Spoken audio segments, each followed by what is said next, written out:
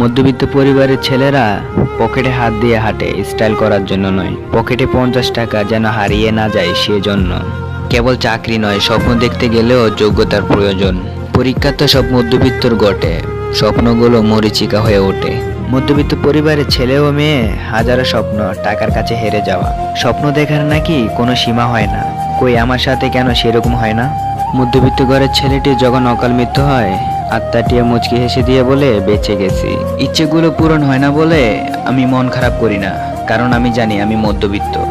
মধ্যবিত্ত বলে তাই স্বপ্ন দেখার আগেই স্বপ্ন ভেঙে যাওয়ার ভয় পাই।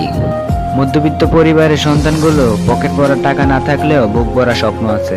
চেকে খুন করে জীবনকে প্রাধান্য দেওয়ার নামই মধ্যবিত্ত। আমি মধ্যবিত্ত, তাই কেউকে ভালোবেসে স্বপ্ন দেখতেও ভয় লাগে।